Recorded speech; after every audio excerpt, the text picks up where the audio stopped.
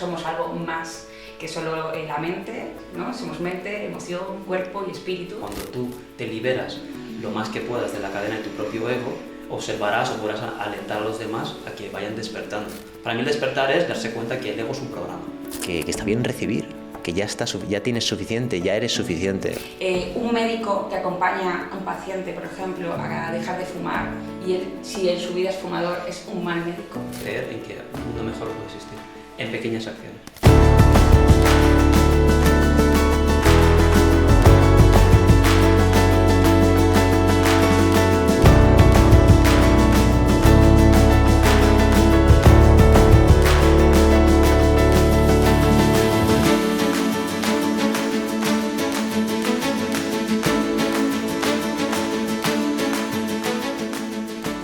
Bienvenidos nuevamente al podcast Soñando Libre. Hoy tenemos un podcast diferente, tenemos un podcast doble. Vamos a ver cómo va esto. Tenemos a unos amigos muy especiales, Adrián del Olmo, Marta Trejo, ¿cómo estáis? Muy bien, con muchas ganas. Fundadores de Protopía Humana.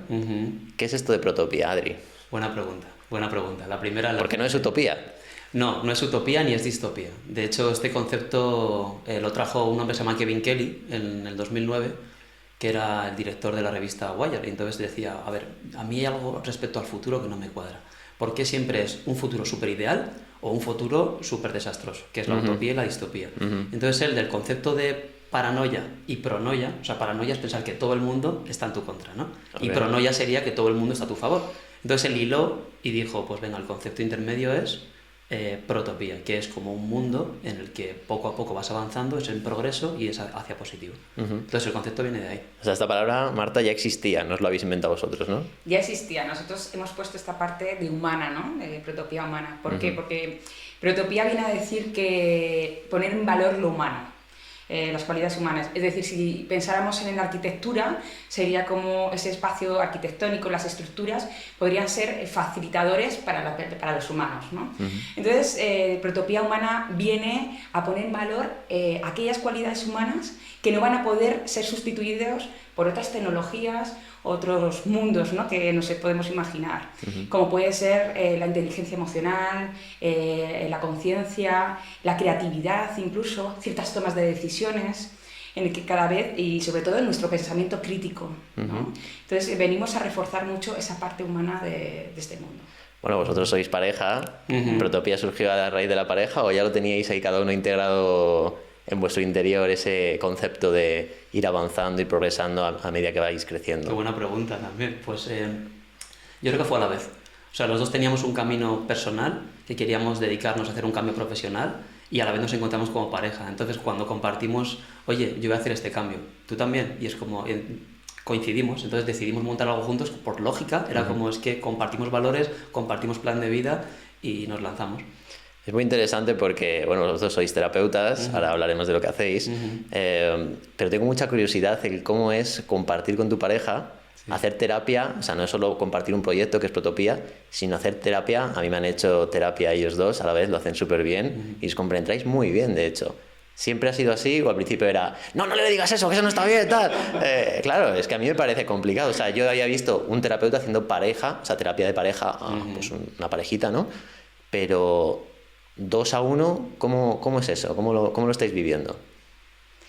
Yo creo que es algo súper enriquecedor. Desde el principio nos hemos sabido colocar en el lugar que cada uno puede dar mejor su potencial. Adri es una persona mucho más analítica, ¿no? Es hacer muy bien las preguntas, recoger, incluso conectar, ¿no? Con la persona. Y en mi caso, pues tengo otro tipo de energía, ¿no? Conecto más desde el contacto, desde más del cuerpo, las emociones, y ahí es el mejor tándem, ¿no? Porque las personas somos algo más que solo la mente, ¿no? Somos mente, emoción, cuerpo y espíritu, y creo que ahí pues nos complementamos muy bien. Qué guay, qué guay. Oye, ¿y hacéis terapia a pareja? Sí. Ostras, eso sí que debe ser un combo tremendo, ¿no? Porque ¿os ha pasado alguna vez de sentir...? Porque claro, cuando hay una pareja, sobre todo si están en conflicto con algo que les está pasando entre ellos, a lo mejor tú sientes que uno tiene razón y que la otra tiene razón tú por otro lado, o viceversa. ¿Os ha pasado esto de decir, yo esto lo veía por este lado más que por el lado que tú sentías, o más o menos siempre coincidís en lo que estáis viendo? Yo creo que es que casi siempre coincidimos. O sea, es una sensación de, desde que nos conocemos, sale espontáneo, y a tu pregunta justo de antes de si peleábamos o no, es que sale natural la armonía. Es muy extraño, pero desde el primer minuto nos compenetramos bien. Y con la pareja yo creo que más o menos tenemos un código muy, muy, muy parecido. Podemos diferir en algo y hacer pues una transferencia. Hay veces que, pues, con tu persona, digamos, los llevamos individuales también, aparte de en pareja, entonces pues con el tuyo, digamos que tienes un poco de afinidad, pero en general creo que somos muy objetivos. Y para que la gente sepa cómo trabajáis, Marta, porque bueno, yo sé que hacéis constelaciones, el árbol del karma, que ahora nos meteremos un poco en profundidad para que la gente sepa qué es, pero pactáis antes el caso, preguntáis un poco qué es lo que la persona quiere trabajar y habláis entre vosotros, o es muy espontáneo, ¿no? Porque yo creo que pues al final estamos trabajando con terapias que son del inconsciente y ahí se forma una energía en cuanto la persona viene. Y muchas veces yo me acuerdo que cuando fui con vosotros a vuestra salita, yo iba con una idea que fue luego totalmente diferente, ¿no? Que esto suele pasar en la terapia. Sí. ¿Cómo lo vivís esto? ¿Preparáis, no preparáis? ¿Os dejáis fluir? ¿Cómo lo lleváis todo esto? O sea, yo creo que lo que decíamos, ¿no? Nosotros no tenemos pensado el resultado. El resultado viene del campo, de lo que quiera la persona, hasta dónde se quiera implicar, y nosotros ponemos mucha atención en el proceso, somos facilitadores del proceso. Y yo creo que ahí es donde hacemos buen tándem, ¿no? Si realmente salen nuestros egos, pues nos vamos a identificar con parte de eso, ¿no? Y es donde puede salir el conflicto. Pero yo creo que ahí, cuando entramos en este rol de terapeuta, lo que hacemos es vaciarnos, ¿no? Y estar a favor de ese proceso.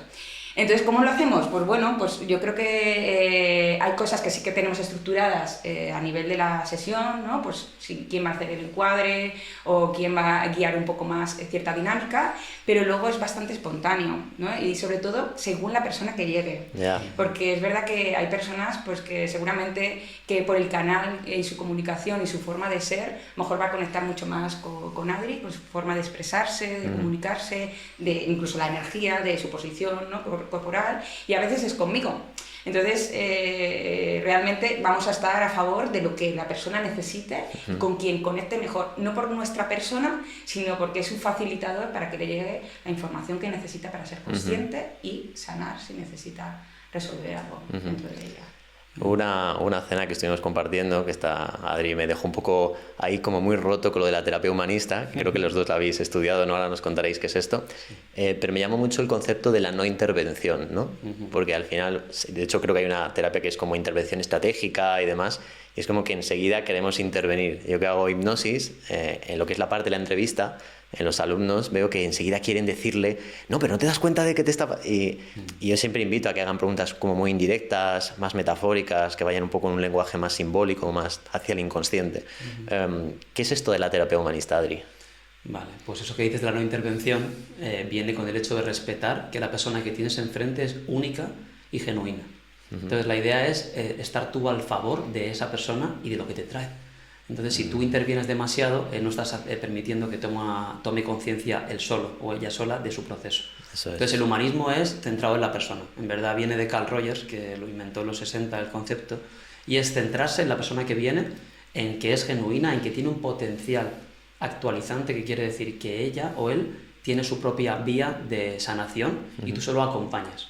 Entonces es una revolución respecto a no diagnosticar o no señalar o no intervenir en demasía, sino dejar que la persona tenga un espacio seguro donde pueda florecer, como si fuera una flor de loto. Es dejar que florezca sola. ¿Y se basa en algún tipo de técnica o solo es mediante la pregunta? Porque claro, parece... Muchas veces el coaching, bueno, habrá diferentes también tipos de coaching, ¿no? Pero en vuestro caso, por ejemplo, es como hacer preguntas y que la persona investigue en sí misma. ¿Le dais pistas? ¿Hacéis las preguntas estas que llaman en coaching potentes, ¿no? O preguntas clave. ¿Cómo lleváis esto de saber lo que hay, intuirlo muy fuertemente por vuestra experiencia y aún así quedaros ahí, Marta, en que lo descubra la persona? A ver, yo creo que hay que diferenciar lo que es un enfoque con una metodología de intervención, ¿no? Una práctica de intervención. El humanismo es un enfoque, es decir, es una mirada, es un marco. Y luego dentro del enfoque tenemos unas prácticas, por tanto sí que vamos a encontrar unas herramientas. La principal va a ser la escucha, ¿vale? Y de escuchar hay formas de aprender a escuchar, ¿no? ¿Por qué? Porque el centro del humanismo tiene que ver con la aceptación incondicional. Todos los seres humanos lo que queremos en esta vida es ser comprendidos y entendidos. Y a partir de ahí podemos transformarnos, ¿no? Entonces, la aceptación incondicional que tiene que ofrecerlo el terapeuta en ese espacio, tiene que empezar a iniciar con esa escucha activa. Y luego, según lo que nos vaya trayendo la persona y lo que vaya necesitando, esos objetivos, esos retos que quiera, iremos poniendo a su favor las herramientas de diferentes disciplinas, ¿no? Porque el humanismo trabaja con muchas disciplinas. Trabaja con el análisis transaccional, ¿no? Transaccional, luego también con la Gestalt, puede que en un momento dado hagamos algo de terapia breve, o sea, bebemos de muchos lados, ¿no? Sí, es más un enfoque entonces. Eso es un enfoque y luego las herramientas están al servicio de la persona y del espacio según lo que quieran. Y me surge una curiosidad porque yo acabo de hacer un máster donde la terapia de hipnosis está más enfocada, ellos lo diferencian entre causa del problema y corazón del problema. Causa es como el origen del origen del origen, la causa primal, vamos a decir, y otra es más lo que la persona está sintiendo en este momento, que no importa tanto la causa, ¿no? Pero claro, vosotros hacéis el árbol del karma, que ahora nos contaréis, y constelaciones, que es mucho de sentir todo eso que estaba ahí arriba, ¿no? ¿Cómo lleváis la mezcla? Ahora nos contaréis un poco en qué consiste cada una, pero la mezcla de, por un lado, poder explorar las causas y al mismo tiempo quizás no darle tanta importancia para sentir eso que está pasando, ¿no? Por ejemplo, una persona a lo mejor que quiere dejar de fumar,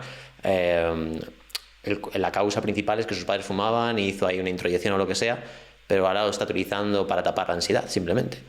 Entonces, eso sería como el corazón del problema, ¿no? Entonces, ¿cómo acompañáis entre estas dos diferencias? Porque hay muchas veces que nos obsesionamos con las causas, ¿no? Y es como, a veces esa causa era necesaria. ¿Cómo lo llevas tú esto, Adri? Pues muy bien.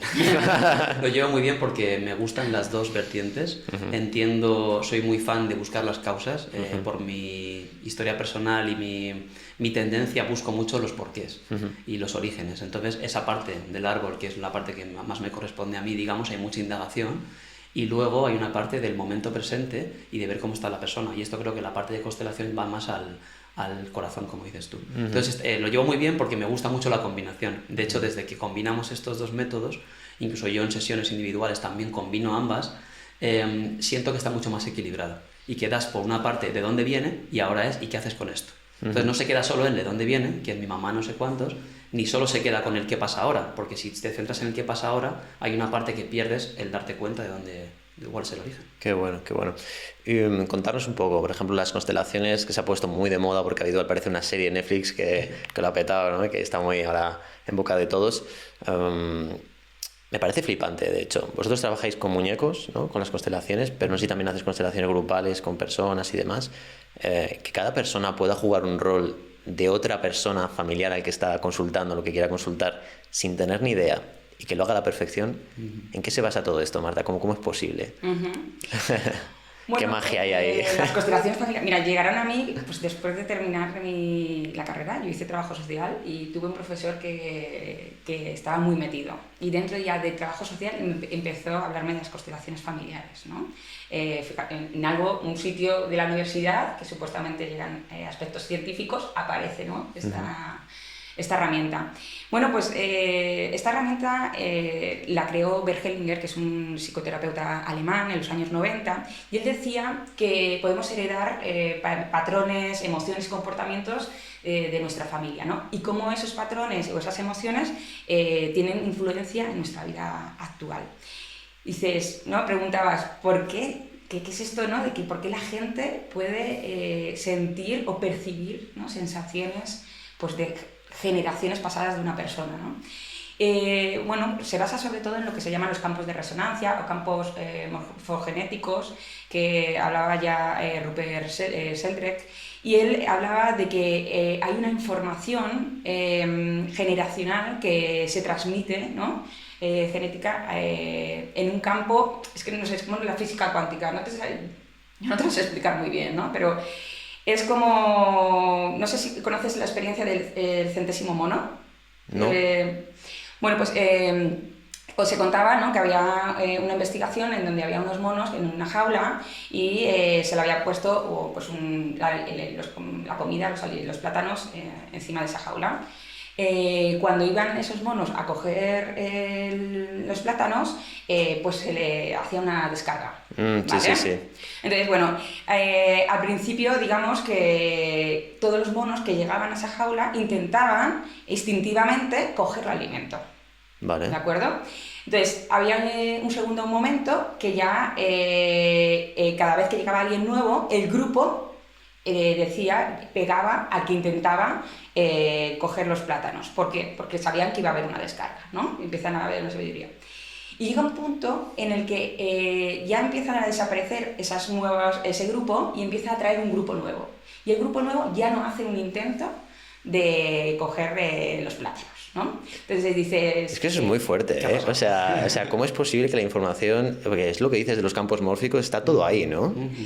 Está todo ahí y bueno, este hombre lo intentó científicamente demostrar, pero está siendo muy difícil. Pero es verdad que hay algo, ¿no?, en el que ahora mismo, que no estemos haciendo, hay una constelación familiar. Es decir, hay algo, ¿no?, de lo que tú traes resuena conmigo y lo que trae Adrián, ¿no? Y si quisiéramos estar abiertos a ello, pudiéramos, ¿no?, conectar no solo con nosotros, sino con nuestras generaciones, ¿no? Y eso, por eso, da igual que sean las personas o sean los muñecos los que nos vienen a traer un mensaje, ¿no? Y el mensaje que lo llevamos dentro de nosotros, pero es algo inconsciente, invisible, que solo se puede visibilizar a través de este espacio, ¿no?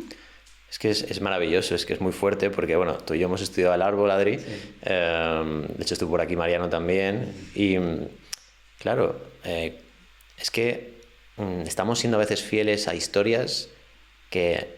Claro, aquí hay una pregunta que os quiero hacer, cómo lo veis vosotros, porque por un lado nos tenemos que responsabilizar de todos nuestros sentimientos, nuestras emociones, nuestras actitudes, pero por otro lado también tenemos que saber diferenciar lo que es nuestro y lo que no es nuestro, ¿no? Y yo he visto casos de gente, incluso lo comentaba en el podcast de la hipnosis, que en generaciones y generaciones mueren por enfermedades o incluso accidentes de tráfico porque esa cosa que pasó no se solucionó. Y es como que se queda ahí esperando a que alguien de la constelación familiar, alguien de la familia lo solucione, ¿no? ¿Os encontráis mucho esto de los patrones repetitivos?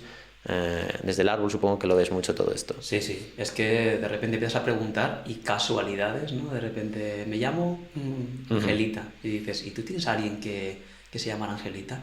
No, que yo sepa no. Oh, espérate, mi bisabuelo, la llamaban Angelita. ¿Y cómo era? No, pues es verdad que le iba muy mal en los amores y vienen por un mal de amores y dices, pues mira, hay veces que no te lo explicas, pero hay coincidencias en fechas, estilos de vida, lo que se llama el guión de vida, hay veces que se repite. Hay mandatos que aunque no hayas percibido directos, tú no conoces a tu tatarabuela, pero sí que ha dicho, hay que tener mucho cuidado porque si saben lo que pensamos nos pueden matar. Y esto va a ver qué dirán y se va filtrando y va llegando. Entonces sí hay muchas resonancias y en el árbol se ve muy bien. Vas preguntando y van llegando... Para la gente que no sepa, ¿cómo explicarías el árbol del karma? ¿Qué es esto del árbol? Porque claro, esto es extenso, ¿no? Pero sí. ¿Cómo lo definirías así en breves palabras? Bueno, voy a usar la definición de Mariano, que es el que nos enseñó, ¿no? Que tenéis el podcast que le hizo a Pablo. Pues un test proyectivo que ayuda a la gente a entender su historia familiar. Yo siempre hablo que es como una vista de pájaro de tu historia. Entonces queremos conocer y entender cuál es su background y cuál es su origen. Entonces con diferentes preguntas, el resumen del árbol para mí es lo que dice Pedro de Juan, dice más de Pedro que de Juan. Entonces yo te pregunto por tu familia y por el mundo y me vas a hablar de ti, sin darte cuenta. Entonces es una especie de resonancia entre tu interior y el exterior. Y se hace a través de preguntas, indagando. Es como un método socrático, ir preguntando. La primera pregunta que tenemos todos con lo del árbol es, incluso a lo mejor con las constelaciones, y volvemos a lo de la no intervención. ¿Es suficiente? Es decir, ¿solo la toma de conciencia es suficiente, Marta, para que alguien sane? O después, por ejemplo, nuestro profesor solo hace el árbol, no hace hipnosis como hago yo, no hace nada más, como hacéis vosotros seguramente, ¿no? ¿Cómo lo veis esto? ¿Es suficiente con que la persona tome conciencia de lo que hay? ¿O luego tiene que haber ese acompañamiento en forma de herramientas? Marta, ¿cómo lo ves tú esto? A ver, creo que es el primer paso. La conciencia y darse cuenta es el primer paso. Sí que es verdad que estas herramientas, por ejemplo, las constelaciones familiares, ya vivimos una experiencia en el cuerpo. Por tanto, no solo nos quedamos en el darnos cuenta. Sí, hay constelaciones que simplemente puede ser el primer paso, quedarnos ahí. Y si la persona está preparada, podemos trabajar, llevar al cuerpo, ¿no? Experimentar la emoción o el permiso que no nos pudieron dar. Ese trabajo ya es más sanador, ¿vale? Ya está empezando a crear una huella en nosotros, ¿no? Y nos puede dar permiso a poder sanar esa parte o liberar esa parte de nosotros y, por supuesto, producir cambios, ¿no? Entonces, hay aspectos, dependiendo, ¿no?, de la persona, ¿no?, y de cómo sea esa herida y también de su aspecto de consciencia, pues a veces solo con una sesión podrá pues, realmente sufrir muchos cambios, ¿no?, y sufrir una transformación, y habrá otras personas pues, que van a necesitar un proceso más largo. Ok. Oye, chicos, ¿y cómo estáis viendo vosotros el mundo ahora del desarrollo personal aquí en España? Las terapias, hay un boom, está claro. Siempre digo que por un lado muy bien, porque está ayudando a mucha gente a sanar, a crecer, pero hay mucho negocio, hay mucho mercadillo, ¿no? ¿Cómo vivís esto ahora que estáis más metidos? ¿Veis que hay mucho aprovechamiento? ¿Cómo lo estáis sintiendo esto vosotros? Bueno, a mí me engaña mucho las redes, con esto del algoritmo de que te lo adapta a ti. A veces tengo dudas de que esté tan de moda, es decir, está muy de moda, pero me entran dudas de si es porque yo me rodeo de eso, busco eso y encuentro eso, pero igual te cambias de contexto y te vas a otro país, a otro sitio y no conocen nada de esto, entonces me sorprende. Eso por una parte, pero creo que sí, que está bastante más accesible que otras épocas. ¿Y cómo lo llevo? Pues a mí me parece una suerte, creo que está bien. Creo que está bien que la gente lo conozca, que le suene, y es verdad pues que se simplifica muchas veces las cosas, se hacen herramientas muy rápidas para intentar lograr cosas en 10 minutos. Entonces creo que todo lo que se haga popular tiene el riesgo de que se haga comercial, y cuando se hace comercial pues es igual que en la música, una canción de 1 minuto rápida para colarla en la radio, ¿no? Aquí sería una terapia de 5 segundos para cambiar tu vida para siempre. Bueno, pues lo llevamos un poco con sus cosas buenas y sus cosas no tan buenas. ¿Y tú cómo ves, Marta, esto de que yo tuve una chica que vino a terapia y me decía, jolín, me han intentado cobrar 2.000 euros por una sesión, y yo le preguntaba, ¿pero vas a ir? Me decía, pues hombre, me lo estoy pensando y tal. Y dice, porque si cuesta eso debe ser muy bueno, ¿no? ¿Cómo vivís esto? ¿Cómo lo veis el panorama? Porque ahora, claro, está muy de moda pues, todo esto y parece que, no sé, como que lo vale, ¿no? Y la gente lo paga. Bueno, yo creo que hay una capa estructural en todo, ¿no?, que tiene que ver con el capitalismo, ¿no? Y también dentro del capitalismo pues está, llega y tiñe pues también lo que es el sector del desarrollo personal o el sector de terapia o incluso la formación, ¿no? Es decir, que esto lo vamos a encontrar también en tema de formación, hipnosis, humanista, sistémico, ahora círculos de mujeres, ¿no? O sea, podemos encontrar un montón de conocimientos, ¿no? Y incluso entre las personas o los sectores más potentes hay una gran competencia, ¿no?, que intentan ahí, y eso creo que no tiene que ver tanto con el desarrollo personal, sino con la parte del capitalismo y nuestros egos.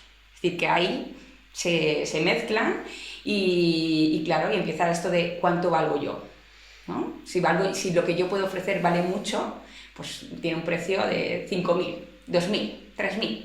Bueno, pues hay cosas que no tienen precio realmente, y como no tienen precio, ¿no?, es decir, acompañar a alguien en un momento de dolor y sufrimiento, ojalá que no estuviéramos en un mundo capitalista y pudiera ser, ¿no?, incluso una contraprestación, ¿no?, que seguramente que la persona a la que acompaño tiene un montón de potencial que me vendría genial y que yo le pudiera dar esto, ¿no? Y yo creo que tiene que ver más con este capitalismo que a todos nos entra con un poco el Smigol, el Gollum, quiero más, ¿no? Quiero más, mi tesoro, ¿no? ¿Y cómo conseguís encontrar el equilibrio? Porque claro, al ver que la gente lo paga, pues sale el Gollum, ¿no?, como dice Marta. Y yo lo he visto claro esto en mi caso personal, de al principio totalmente síndrome del impostor, no atreverme a cobrar lo que realmente valía, después ver que puedo cobrar mucho más de lo que estoy cobrando porque hay mucha gente interesada. ¿Qué ejercicios hacéis para equilibrar esto ahora que estáis emprendiendo? No sé si Protopía tiene ese valor de la ecuanimidad, el equilibrio. ¿Cómo lo lleváis esto? Pues yo creo que intentando dividir, a mí me ayudó mucho dividir entre un negocio y ayudar a los demás. Entonces, por una parte, el negocio tiene que salir las cuentas porque tenemos que vivir, es una profesión y la profesión requiere pues de un dinero para poder comer, pagar la casa y unos mínimos. Entonces, con eso ya me quedo medio contento de esta manera no me siento mal, digamos, ¿vale? Y como las cosas están muy caras, pues se van subiendo los precios también. Cuando tú vas entendiendo que lo que te has formado es valioso y vas viendo el mercado también, pues vas viendo cuánto vales tú. Y también dices, joder, pues igual en mi hora vale más o vale menos dependiendo del contexto y de lo que te hayas formado. Cuando vas confiando más en ti, también parece que hay una tendencia como a valorar más tu trabajo. Y que no proponerle un precio significa que valga más o menos, no sé cómo explicarte, son dos vías. Claro. La vía de comer y del negocio y la vía de ayudar a los demás. Entonces, ojalá fuera gratis. Sí, sí. A veces se ha acercado personas, ¿no? Y tenemos ciertas personas pues que a lo mejor tenemos otra contraprestación o incluso hemos llegado a ciertos acuerdos, ¿no? Y donde la persona pone la medida de pago. Entonces, está claro que no podríamos hacerlo con el 100% de las personas, porque como dice Adri, no solo es por el hecho de sostener nuestras necesidades básicas, sino también de dar calidad a lo que ofrecemos, también de seguir formándonos, hacemos supervisión, o sea, nosotros nos supervisan el trabajo que hacemos, ¿no? Y esto también es importante. Así que no solo es mi manera de entender cómo lo estoy haciendo, si lo hago bien o si con este caso lo estoy haciendo bien, sino que hay alguien que además me mira, me observa y de nuevo ese ego, ¿no? que me surge, pues me dice, hey, esto forma parte de ti, no forma parte del paciente, ¿no? Y es importante, ¿no? Es que eso es muy importante que estás sacando encima de la mesa, porque normalmente nadie hace esto. Y claro, a lo mejor tú crees que lo estás haciendo muy bien y después dejas algo ahí abierto y le haces un cisco, ¿no?, a la persona. Y volvemos a lo de la no intervención, ¿no? Que muchas veces la excesiva intervención es lo que causa... Porque claro, los terapeutas, supongo que os ha pasado, tienen una figura de poder, una proyección, que la gente te da un poder, igual que les pasa a lo mejor con los médicos y demás. Y a mí me han llegado a decir lo que tú me digas. Y es lo que tú me digas. Y se genera una orden ahí en el inconsciente que es brutal. ¿Cómo conseguís, una vez más, encontrar el equilibrio en eso de... Lo que decía Marta, ¿no? De vosotros creer, tener una idea o sentir por dónde pueden ir las cosas y eso, lo que decíamos antes, ¿no? No entrar demasiado a decir a la persona, sino que lo averigua. Cuando no lo averigua, sí que les decís o no, o seguís, o dejáis estar para que pase un año y que lo averigüe. No, claro, porque yo soy mucho de ¡pero date cuenta, coño! Y no, pero es que eso es todo un arte, ¿eh? Sí. Hay una metáfora muy buena que es la de la oruga, ¿no? Que si tú interrumpes el proceso de la mariposa, pues es que es muy real. Parece lo de siempre, pero si tú te metes en el proceso de otro, en su propia salida del huevo, interrumpes su propio crecimiento. Pero sí que lo que dices de la relación de poder, por decirlo de alguna manera, el terapeuta con el paciente, se estructura en la intencionalidad.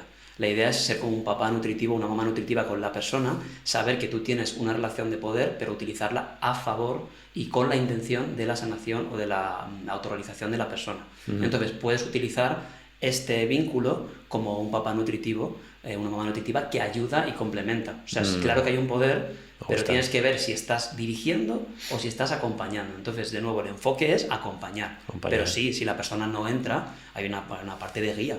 Pero el guía no es... Hay una colleja, ¿no? Venga. Hay una colleja desde el cariño. De cariño. No, sería pues acompañar. Es decir, no forzar. De hecho, en mi caso, yo he trabajado mucho con personas con discapacidad intelectual y sus familias, y hay también una metodología que se llama modelo centrado en la persona y en la familia, que es muy humanista, y hay un autor norteamericano que se llama McWilliam, ¿no? Y él dice, antes, ¿no?, de dar una solución, haz 4 preguntas a esa persona, ¿no? Antes de dar el consejo, de dar opinión, ayúdale a que explore, que indague, y si ya ves que está ahí, que todavía está mirando tú, ábrele la mirada, ¿no? Y a lo mejor dice, ¡hey! Está ahí esto, ¿no? Entonces, yo creo que esto es lo importante. No empecemos ya a querer intervenir, que sea rápido, date prisa que a veces tenemos, sobre todo ciertas personas, porque ya hemos pasado por cierto proceso y queremos como salvar que se coman algún...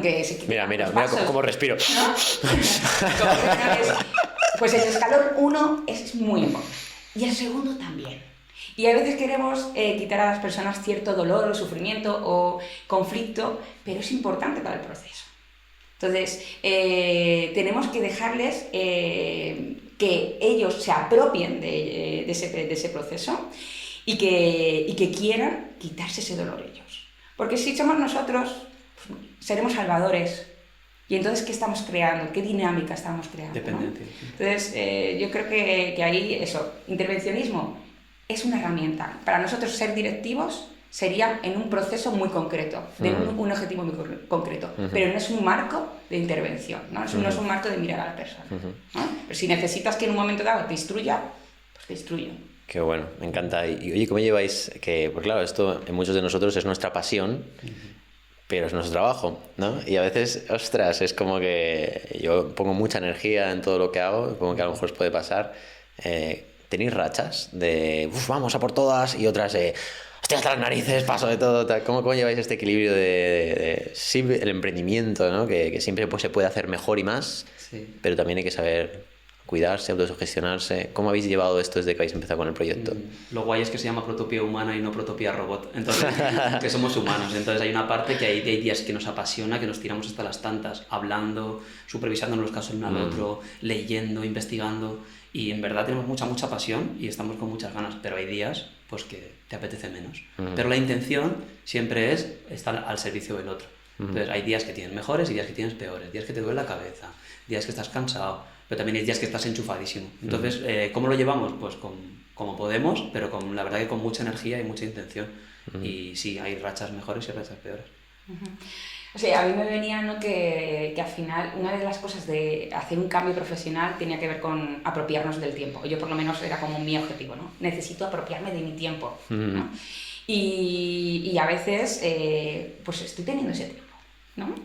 Lo que pasa que de nuevo me sale ese saboteador, ¿no?, de exigente de que tendría que estar produciendo o haciendo ciertos rendimientos o haciendo ciertas cosas y bueno, pues me voy metiendo esa voz nutritiva de decir, hey, esto es lo que deseabas, está bien. Yeah. O sea, está bien que a veces no esté en el otro, que a veces esté en mí. Y estar en mí es que me encanta contemplar la vida, pasar, y contemplar es a veces estar sentada en un parque y que me dé un rayo de sol. Y es que me fascina y me llena de energía. Esto va a ayudar mucho a la gente porque ahí está la culpa, ¿no? Yo me he ido a la playa y yo solo bañándome en el agua, no había nadie en día diario y me sentía culpable, ¿no?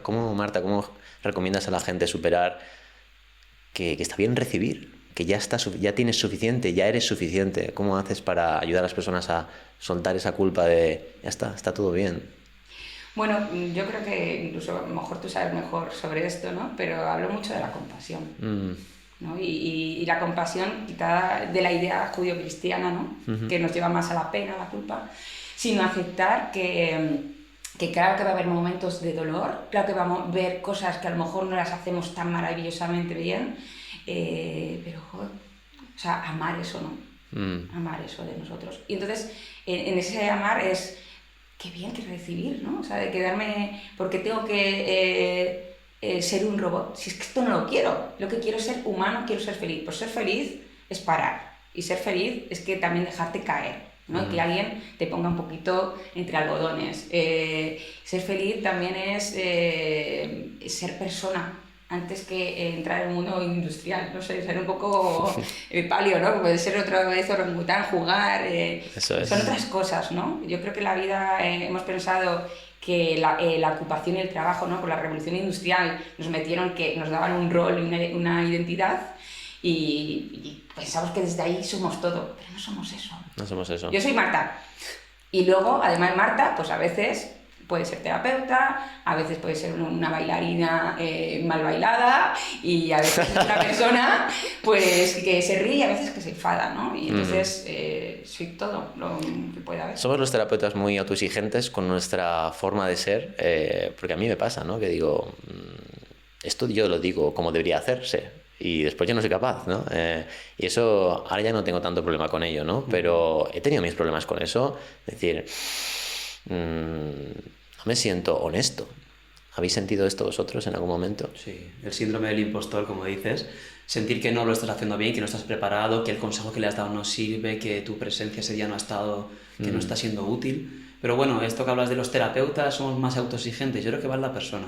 Porque también hay gente que tiene un taller de coches y es súper exigente consigo mismo. Sí. Y desde el transaccional, igual que hemos hablado del padre nutritivo, es una figura interna que tenemos que es el padre crítico, que sería con nosotros mismos haber introyectado una voz que nos machaca. Y nos puede machacar en lo que sea, nos puede machacar en un deporte, nos puede machacar en una terapia. Entonces, si tenemos eso dentro, puede atacarnos a donde quiera. Y la idea es poder convivir con ello y usarlo a tu favor. Yo creo que también nos tenemos que liberar, ¿no? Decimos que las personas son genuinas, las personas que atendemos, y que cada una es única. Entonces, si a todos les queremos dar el mismo mensaje, ¿no? Entonces, yo soy diferente a la otra persona. Puede que a lo mejor esto que le estoy ofreciendo no va conmigo o con mi forma, ¿no?, de comportamiento, pero le ofrezco algo que él necesita, ¿no? Quiere decir, un médico que acompaña a un paciente, por ejemplo, a dejar de fumar, y él, si en su vida es fumador, ¿es un mal médico? ¿No podría acompañar a dejar de fumar? Pues creo que... Qué buena pregunta esa, ¿eh? Es que creo que son dos realidades diferentes, ¿no? Porque el médico tiene unas circunstancias clínicas, una historia concreta, y ese paciente otras. Que a lo mejor el médico ni siquiera quiere dejarlo. Por ejemplo. Por ejemplo, exactamente, ¿no? Entonces yo creo que ahí, cuando estamos haciendo terapia, estoy haciendo un rol. No estoy hablando de mi persona, por supuesto que influyen, ¿no? Forma parte de mi personalidad o de mi autenticidad, y lo voy a poner ahí en terapia. Pero yo ahí estoy haciendo un cometido. Entonces hay una parte de Marta que tiene que ver con su niño interior, que tiene que ver con a veces sus miedos, sus complejos, que van a intentar estar fuera, ¿no?, de esa sala. Iba a decir que es fundamental, igual que la supervisión, tener terapia también personal. Entonces, son varias patas que te ayudan como profesional. Total. Que es, tú te miras a ti mismo, Total. te formas por otro lado para seguir mejorando como profesional y te supervisan tu trabajo. Ese triángulo Total. te da la tranquilidad de que no estás siendo observado. Y Sabéis que yo a veces juego con eso porque en los cursos a veces, pues claro, pues cuando ya te vuelves medio conocidillo por YouTube y no sé qué, la gente te mira como en un pedestal, y a mí me encanta jugar con eso, decir, jolín, pues otro día fui al psicólogo, no sé qué, y ves la cara de la gente diciendo, ¿tú al psicólogo?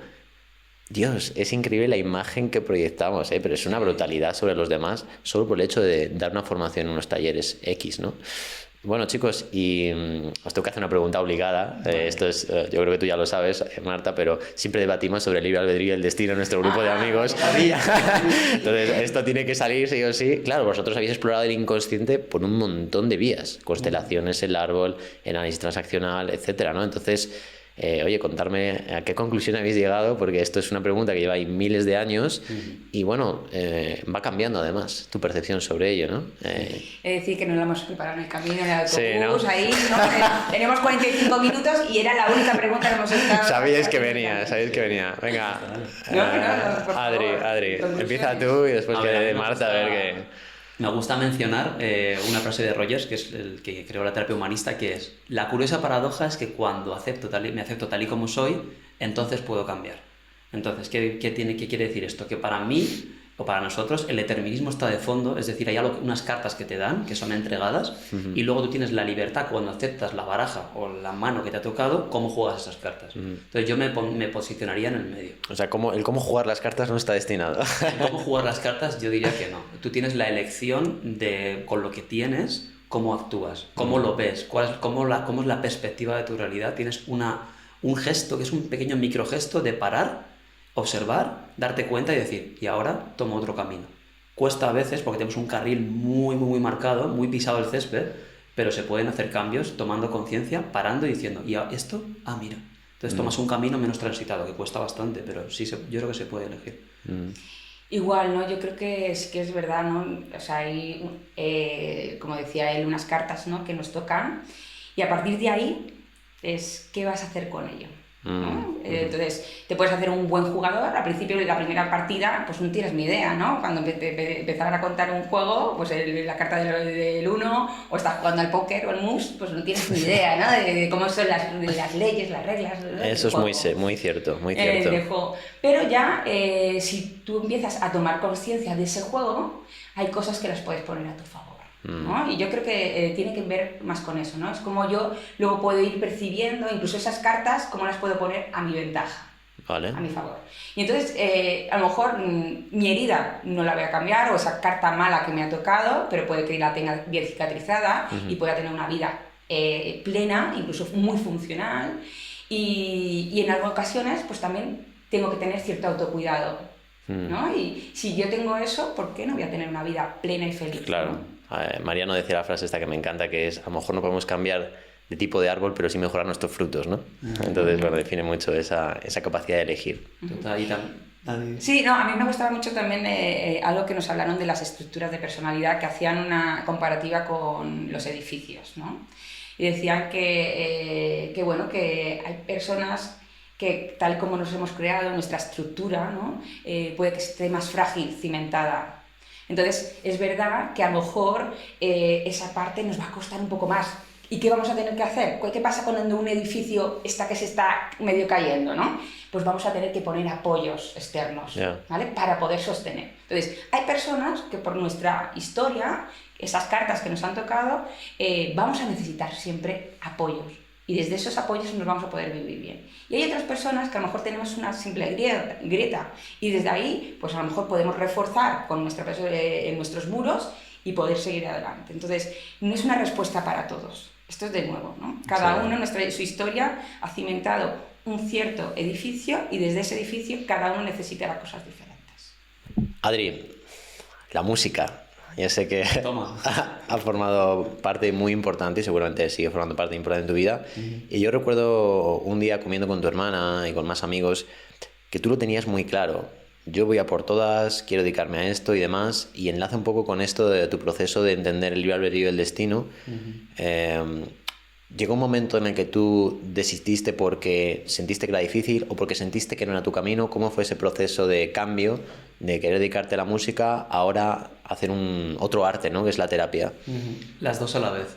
Yo creo que por una parte intenté y parecía que el destino no me sonreía como yo esperaba. Yo creo que perdí un poco la paciencia. Y por otra parte sentía que de dentro ya no surgía la necesidad de comunicarme a través de ese vehículo. O sea, igual que te dije que lo intenté y paré, en este también me senté muchas veces a que saliera. Y era una sensación de que no. Entonces las cartas es como si me hubieran cambiado una carta y yo por mucho que intento echar de menos la carta anterior, es que la carta había cambiado. Entonces por mucho que trataba de jugar, no la cogía, ¿sabes? No sale. Entonces la música ahora mismo no está saliendo en mí. Y por mucho que trato de identificarme con ese rol, con ese mensaje, lo voy a lograr, etcétera, no está. Entonces lo estoy aprendiendo a aceptar.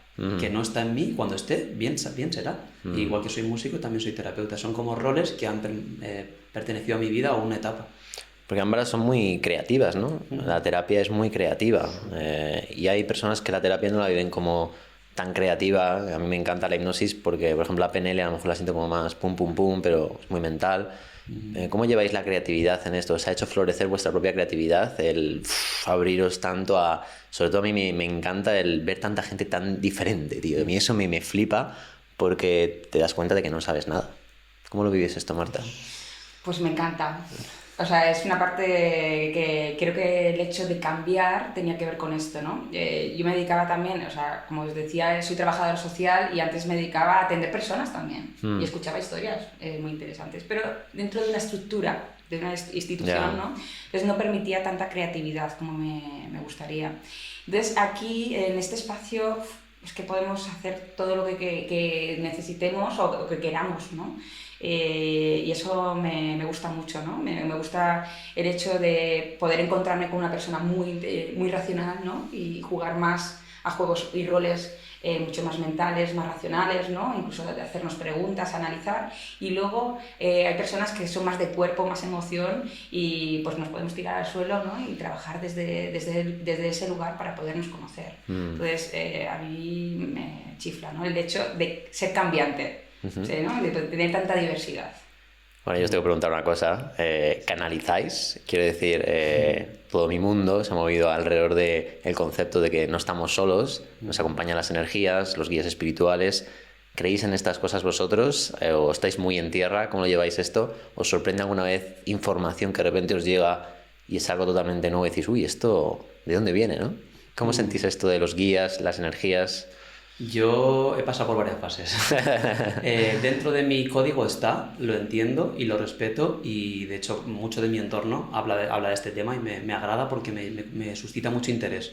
Pero es cierto que me he traído bastante a tierra todo el concepto de canalizar como intuir, el de los guías como una parte de mí que es más sabia, es decir, como que al bajarlo un poco a la parte terapéutica, he aterrizado un poco y me ha ayudado, porque antes, o sea, tu respuesta no, yo no siento que canalice, pero si lo menciono de otra manera, sí que tengo ciertas intuiciones, hay frases que digo que siento que tengo que decirlas y las digo, entonces conecto, pero no con ese lenguaje. Es como una sabiduría más elevada, ¿no? Sí, creo que ha cambiado el lenguaje hablamos de lo mismo, pero con otros términos. Entonces, creo y respeto y lo siento. En Hipnosis es que se habla del concepto de supraconciencia, ¿no? ¿Conectáis con eso, Marta, en tu caso? Como, bueno, constelaciones es pura entrega, ¿no? Es un canal, ¿no? O sea, es verdad que a lo mejor Adrián ha tenido un camino mucho más espiritual que yo, pero por ejemplo el tema de las constelaciones para mí es esencial. Es decir, creo que ahí me tengo que dejar influir y teñir, ¿no? No sé si es canalizar. Lo que pasa es lo que decíamos, los términos, ¿no? Yo, pues desde donde vengo, pues la canalización no viene desde Los Ángeles o viene un ser, ¿no? Sino que siento que está en el campo, me llega cierta información y lo pongo, ¿no? A la labor, ¿no? de la tarea. Entonces, bueno, yo creo que sí que tengo una intuición bastante fuerte. De hecho, me guío mucho más por eso que la parte mental, que ahí no funciona tan bien. Y no sé si eso es canalizar, la verdad, que tengo que aprender. Sí, seguro que sí. Chicos, y vosotros que estáis en este proyecto que es Protopía, que habéis hablado del progreso, del equilibrio entre ir creciendo y demás, pero ¿el progreso hacia dónde? ¿Hacia dónde creéis que vamos? Porque ahora estamos viendo que hay en realidad durante miles de años, ¿no? Un contraste entre cosas muy bonitas y maldad, guerras, etcétera, ¿no? Vimos este yin-yang de luz y oscuridad. ¿Valoráis dentro de vuestro proyecto el que la humanidad llegue a un momento donde viva quizás no en una utopía, pero sí en un equilibrio mucho más estable, ¿no? Que no haya necesidad de tanta guerra para entendernos, evidentemente estamos hablando de trabajar nuestra parte más egoica y demás, pero me interesa saber vuestra opinión. ¿Creéis que la humanidad va hacia eso o esto es siempre yin-yang totalmente equilibrado? ¿Cómo lo veis esto vosotros? Yo diría que quiero que vaya bien. Es decir, igual Protopía es como una decisión, se parece mucho a lo de Kaizen, ¿no? Que es un poquito más y en pos del sí, y en pos del construir. Entonces, todo el rato veo utopías y distopías, es decir, grandes futuros que nos prometen y grandes guerras, y creo que dentro de nosotros vive las dos partes. Pero creo que es el movimiento y la intención de que vaya hacia algo constructivo, que es lo que significa Protopía para mí. Entonces, para mí siempre va a haber una construcción y un crecimiento. O sea, que mi respuesta es que en algún momento vamos a estar bastante mejor. ¿Sí? Tengo que creer en eso. Claro. Es mi motor de vida y entonces es una decisión también que tomar, que es creer en que un mundo mejor puede existir, en pequeñas acciones. Wow, es un preguntón, ¿no? Yo creo que si lo miro a nivel macro me abruma, ¿no? Y es verdad que a mi cabeza me lleva a esa parte de distopía, ¿no? De un lugar en el que lo humano va a desaparecer. Por eso, para mí, Protopía es poner valor mucho a lo humano. Es decir, vale, o sea, no puedo parar el mundo, no puedo parar que nos aceleremos, ¿no?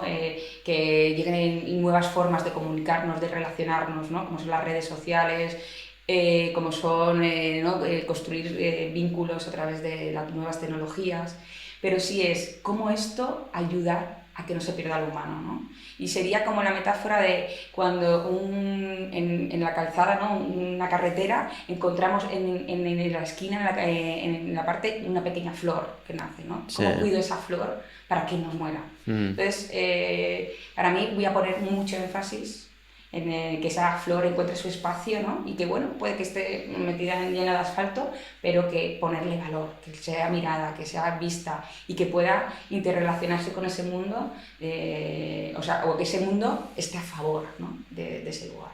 Qué bueno. Bueno, este podcast se llama Soñando Libre y os voy a preguntar por dos cosas que también son así muy potentes. Uno es la libertad y otro es el tema del soñar. Vamos primero con esta. ¿Creéis que estamos sumergidos en una Matrix? ¿Estamos soñando? ¿Estamos dormidos? ¿No estamos despiertos a la realidad? Podéis hablar, si queréis, también de qué queréis vosotros que es la realidad. Claro, esto es muy, muy amplio, evidentemente. Voy a empezar contigo esta vez, Marta. ¿Qué es esto de que estamos dormidos? Tiene que ver, evidentemente, con todo el trabajo que hacemos nosotros tres de ir despertando capas, ir conociéndonos a nosotros mismos, pero ¿por qué nos cuesta tanto vivir despiertos? Ay, Bueno, pues es que yo creo que empieza siendo muy pequeños, ¿no? Es decir, hay una parte que cuando llegamos estamos muy conectados, ¿no? con la verdad, el aquí y la ahora, con la sensación, o sea, no las sensaciones desde los sentidos, sino más desde nuestro interior, ¿no? Y es la mirada del otro el que ya nos hace el jaque, ¿no? Y ahí yo creo que empieza la Matrix. Y empieza ya el revestirnos, en crear un montón de máscaras en este mundo, ¿no? Entonces yo creo que ahí empieza la dormidera. O sea, yo, mi TFM iba sobre el niño interior y una de mi TFM era desarrollar un juego que se llamaba, un juego de mesa, se llamaba Rescatar al niño interior, ¿no? Y al final es esto, ¿no? O sea, se nos va quedando esa esencia, ¿no? Esa sabiduría interna metida ahí debajo de un montón de capas, casi olvidada, y tenemos que empezar a rescatar, ¿no? Esa esencia. ¿Por qué? Porque lo que queremos es pertenecer, porque queremos ser mirados, queremos ser amados, y hemos sentido que si mostrábamos lo que éramos, nuestra intuición, nuestra autenticidad, no iba a ser así. Y yo creo que hay que quitar eso. Es que eso, es que es el punto inicial de todo, es la clave, ¿eh? Cómo no soportamos ese dolor de no ser queridos, ¿no? El tema del vínculo es increíble, ahí empieza, como tú dices, el sueño. ¿Qué opinas tú de esto de la Matrix? Que tú ahora has investigado también la parte más cósmica, esotérica, sí. Los políticos, cómo nos meten en burbujas de cada vez más sueño, de cada vez más esclavitud. Aquí y en otros países, ¿no? Estamos viviendo cosas horribles, ¿no? Sí. En cuanto a lo económico, lo político. ¿Cómo es esto de despertar para ti? A mí me gusta mucho la peli de Matrix, que ya hemos metido esa película que no existía. O sea, es que es brutal, es brutal esa película. Es brutal. Que explica los programas. Al final es un programa informático en el que estamos todos metidos. ¿Qué quiere decir? Que nuestros egos de alguna manera comparten, y todos los egos de los políticos representan también un programa que te ofrecen y tú entras porque tu ego necesita también ser visto. Entonces es como una especie de red de egos. Y la historia es que podemos ir saliendo. Me gusta lo que decía Michael Jackson, ¿no? Cuando cambias tú, que sé que es un poco lo de siempre, ¿no? Pero cuando tú te liberas lo más que puedas de la cadena de tu propio ego, observarás o podrás alentar a los demás a que vayan despertando. Para mí el despertar es darse cuenta que el ego es un programa. Y es un programa que se crea desde la infancia. Entonces puede estar a nivel exterior, que son países dominantes, o puede ser a nivel interior, que es mi papá dominante. Al final es un reflejo. Entonces creo que los programas exteriores son muy ambiciosos intentar cambiarlos. Y si tú entiendes qué parte de ti es un programa, qué parte de ti es un ego, y qué parte de ti está en una línea, en una cadena de montaje, y puedes parar la cadena durante un segundo, creo que esa es la liberación. Entonces despertar creo que solo puede hacerse uno. Has hablado de liberación, sí. ¿Qué es entonces la libertad? ¿Creéis que es posible ser libre en este mundo? Porque tenemos muchos programas y están ahí. Y muchas veces los vemos y ya los conocemos, ¿no? Pero eso no hace que dejen de estar. Total. No te influyen tanto, no te afectan tanto, los llevas desde otro lugar, los miras más arriba y tal. ¿Podemos ser libres, Adri, en este mundo? La libertad que es para ti. Yo digo sí. Sí, joder. Sí, yo creo que sí, porque es donde pones el foco. Si algo he aprendido con este tiempo es que la atención es todo un arco iris, y lo que puedes hacer es dónde pones el foco. Igual al inicio se te va el ojo, ¿no? Pero otra vez. Y es atención, atención, atención. Entonces se es libre cuando se pone la atención en lo que uno desea.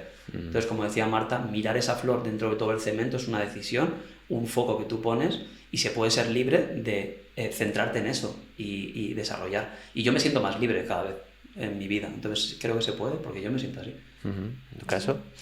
Bueno, a mí me venía Víctor Frank, ¿no? Es el psicoterapeuta y psiquiatra que creó la logoterapia, es padre humanista, es nuestro papá también, y como él, en una situación tan hostil, ¿no? Como era un campo de concentración en Auschwitz, encuentra su propia libertad, ¿no? Su propia es que eso es increíble. Entonces, creo que, por supuesto, si hablamos de la libertad, es la libertad neoliberal de cuántas casas me quiero comprar, pues a lo mejor ahí. Pero creo que dentro de nosotros, desde el programa, desde nuestro interior, sí que hay cosas que podemos tener libertad, ¿no? A una cierta pequeña escala, y que seguramente va a ser un beneficio muy grande, sobre todo en nuestro estar en este mundo, ¿no? Y él lo describía muy bien en el libro, ¿no? El hombre en búsqueda del sentido, que hablaba de esa libertad que tenemos todos para decidir, que a pesar de que sé que me estás oprimiendo, decido, ¿no? Libremente, pues a lo mejor hoy no rebelarme, ¿no? Una película La vida es bella es fantástica en ese sentido, de cómo juega el papá con su hijo para mostrarle todo otro mapa a pesar de lo que en realidad está ocurriendo, ¿no? Es muy fuerte. Pues chicos, pues muchas gracias. Es muy interesante todo lo que compartís. No sé si queréis añadir algo más, un mensaje a la humanidad. Tenéis aquí un portal. I want to believe. Quiero creer. Para mí es un mensaje que Protopía es, lo tenemos todos dentro. Es confía en que cada día puedes hacer una pequeña mejora en ti y en el mundo. Y creo que eso es lo que me gustaría a mí sembrar particularmente. Y yo, pues, te hemos traído una cosita. ¿Sí? Que pensábamos que veníamos a Resistencia. Toma. Pero no va a ser así. Bueno. Hemos tenido un regalo. Un regalo así muy rápido. Ese sobre. Sí, eso. Y Eso bueno, se me olvidaba. que tiene que ver con esto, ¿no? Con quitarnos, con esta parte de libertad. Entonces, ahí... Lo hemos tuneado un poco. Soñando libre. Wow, esto es inédito, ¿eh? Voy a empezar a decir que me traigan regalos al podcast. Claro, tú Cuando uno se hace famoso... Yo os he traído un par de bolis, ¿sabes? ¿Verdad? No me lo ocurra nada. Bueno, vamos a verlo aquí en puro directo. A ver qué... Sí, mucho de romper esto, pero me da cosita. Rompe, sí, Es frágil o no es frágil. Eso está. A ver. Tienes libertad de decidir. Un ¿Sí libro. lo conoces? ¿Dónde están las monedas? No lo conozco. Bueno, es un libro de Joan Garriga. Vamos a hacerle eso. Vamos a hacerle promo. Sí, nos ha inspirado mucho. ¿Quieres contar? Sí, bueno, es un libro que nosotros recomendamos después de hacer las constelaciones familiares. Es un cuento que puedes compartir, o sea, que para ti o para compartir con otros es bellísimo. Muchas gracias. Y habla de esto, ¿no? Y habla de pues que nuestras familias nos dieron unas monedas. Puede que fueran muchas, pocas, puede que un montón de billetes o simplemente unas monedas de cobre, pero a partir de ahí tenemos la gran oportunidad de crear ya nuestra fortuna o nuestra abundancia, ¿no? Yo espero Entonces, que... explica también que espero que... seguro, me lo leo esta noche. Es finito además. Vamos a ver en un momento. Y espero que en un futuro ponga aquí Protopía Humana, ¿eh? Joder, sería Nos genial. encantaría, claro. De nuestro libro. Soñando Pues libres. chicos, eso es. Decirnos dónde os pueden encontrar para pasar consulta con vosotros, para hacer un proceso terapéutico. Tenéis web, redes Sí, sociales. Nuestra web es protopiahumana.com y ahí tenemos disposición para todo, para la terapia, las constelaciones, y también tenemos Instagram, TikTok, etc. Ahora estamos muy a tope con eso, así que nos van a poder encontrar, nos haremos famosos con este tiempo. Pero sí, ahí nos pueden encontrar y lo que necesiten. Dejaremos en la descripción la dirección y todo eso. Así que nada, un placer, chicos. Muchísimas gracias por haber venido. Muchas gracias. Y nada, hasta la próxima. Chao. Chao, chao. Adiós. Adiós.